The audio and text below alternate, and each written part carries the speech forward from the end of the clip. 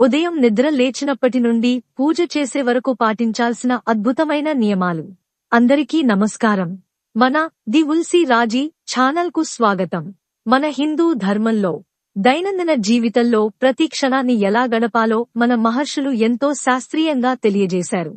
ముఖ్యంగా ఒక రోజును ఎలా ప్రారంభించాలి, ఉదయం నిద్రలేవగానే మనం చేయాల్సిన మొదటి పని ఏమిటి, స్నానం చేసేటప్పుడు పాటించాల్సిన నియమాలు ఏమిటి, మరియు దేవుడి ఆరాధన భార్యాభర్తలలో ఎవరు చేస్తే ఎలాంటి పుణ్యఫలం దక్కుతుంది అనే అత్యంత ముఖ్యమైన మరియు ఆసక్తికరమైన ధర్మ సందేహాలను ఇప్పుడు మనం ఈ వీడియోలో వివరంగా తెలుసుకుందాం.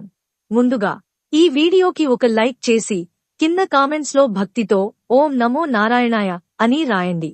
ప్రతిరోజు మనం ఉదయం నిద్రలేవగానే మరొక కొత్త రోజును, సూర్యోదయాన్ని చూస్తున్నామంటే అది కేవలం ఆ పరమాత్మ మనపై చూపించిన అపారమైన కృప మాత్రమే అని మనందరం గ్రహించాలి.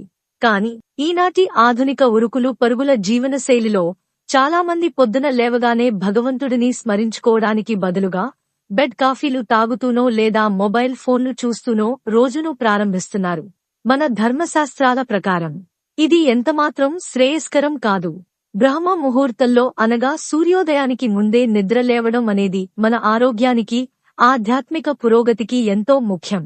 ఉదయం నిద్ర లేవగానే ఎవరి ముఖమూ చూడకుండా ముందుగా మన రెండు అరచేతులను చూసుకుంటూ కరాగ్రే వసతే లక్ష్మి, కరమధ్యే సరస్వతి, కరమూలే స్థితే గౌరీ, ప్రభాతే కరదర్శనం అనే శ్లోకాన్ని పఠించాలి. దీనివల్ల ఆశ్రిత కల్పవల్లి అయిన ఆ శ్రీ మహాలక్ష్మి, సరస్వతి మరియు పార్వతీ దేవిల కటాక్షం మన రోజంతా ఉంటుంది. ఆ తర్వాత మంచం మీద నుండి కింద కాలు మోపే ముందు సాక్షాత్తు ఆ భూమాతను స్మృశించి నమస్కరించుకోవాలి. ఎందుకంటే మన భారమంతటినీ మోస్తూ ప్రతిరోజు మనం ఆమె పైన నడుస్తూ చేసే అపరాధాలను సైతం ఓర్చుకునే ఆ క్షమామూర్తికి మనం ఇచ్చుకునే ప్రథమ గౌరవం అది.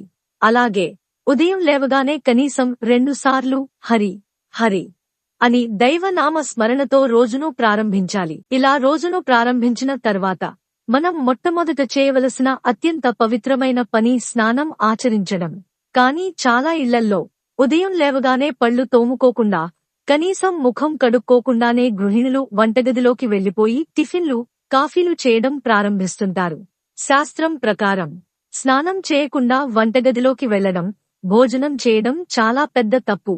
స్నానం చేసేటప్పుడు కూడా కేవలం మన ఒంటిపై నీళ్లు పోసుకోవడం మాత్రమే స్నానం కాదు. పవిత్రమైన గంగా, యమున, గోదావరి నదులను స్మరించుకుంటూ పుండరీకాక్షాయ నమః అంటూ భగవన్నామ స్మరణతో స్నానం ఆచరించాలి. ఇక్కడ ఇంకొక ముఖ్యమైన నియమం ఏమిటంటే, మన సనాతన ధర్మం ప్రకారం ఎప్పుడూ కూడా ఒంటిమీద నూలు పోగు లేకుండా పూర్తిగా దిగంబరంగా స్నానం చేయకూడదు. ఖచ్చితంగా మనం స్నానం చేసే నీటికి మరియు జలదేవతకు గౌరవ సూచకంగా ఒక చిన్న వస్త్రమైనా ధరించి స్నానం ఆచరించాలి. ఇలా ఉదయాన్నే భగవన్నామ స్మరణతో చేసే స్నానం వల్ల మన శరీరానికి అద్భుతమైన పాజిటివ్ ఎనర్జీ వస్తుంది. దీనివల్ల రోజంతా మనం చేసే పనులలో ఎదురయ్యే ఒడిదుడుకులను తట్టుకునే మానసిక శక్తి మనకు లభిస్తుంది. ఇలా శారీరక శుద్ధి జరిగిన తర్వాత దేవుడి మందిరంలోకి వెళ్లి ఆరాధన చేయాలి. అయితే ఇక్కడే చాలా కుటుంబాల్లో ఒక పెద్ద ధర్మ సందేహం ఉత్పన్నమవుతుంది. సాధారణంగా ప్రతి ఇంట్లో దేవుడి దీపారాధన, పూజా కార్యక్రమాలు గృహిణులు అనగా ఆడవారు మాత్రమే చేస్తుంటారు. మగవారు తమకు ఆఫీసు పనులు ఉన్నాయనో లేదా సమయం లేదనో ఆమె పూజ చేస్తోంది కదా, నాకు కూడా ఆ పుణ్యం వస్తుందిలే అని పూజకు దూరంగా ఉంటారు. ఇలా భార్య పూజ చేస్తే భర్తకు పుణ్యం వస్తుందా లేదా అనేది చాలామందిని తొలిచే ప్రశ్న. దీనికి మన ఆగమ శాస్త్రాలు మరియు ఆచార్యులు చెబుతున్న స్పష్టమైన సమాధానం ఏమిటంటే, ఒక ఇంట్లో మగవాడు అనగా భర్త పూజ లేదా వ్రతం చేస్తే దాని ద్వారా వచ్చే పుణ్యఫలంలో సగం అనగా 50% తన భార్యకు వెళుతుంది. కాని భార్య పూజ చేస్తే వచ్చే పుణ్యంలో 1% కూడా భర్తకు రాదు. ఆ పుణ్యం అంతా 100% ఆ స్త్రీకే దక్కుతుంది. అదే సమయంలో భార్య ఏదైనా పాపకార్యం చేస్తే మాత్రం అందులో సగం పాపం ఖచ్చితంగా భర్త అనుభవించాల్సిందే అని శాస్త్రాలు ఘోషిస్తున్నాయి. అందుకే భార్యలు పూజ చేస్తున్నారు కదా, మన ఇల్లంతా చల్లగా ఉంటుంది, ఆ పుణ్యంతో నేను బాగుపడతాను అని మగవారు ఎంతమాత్రం భ్రమపడకూడదు. ఇది వినడానికి కొంచెం ఆశ్చర్యంగా అనిపించినా దీని వెనుక ఒక గొప్ప తార్కిక అర్థం ఉంది.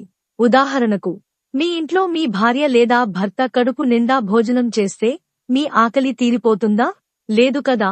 ఎవరి ఆకలి తీరాలంటే వారే స్వయంగా భోజనం చేయాలి.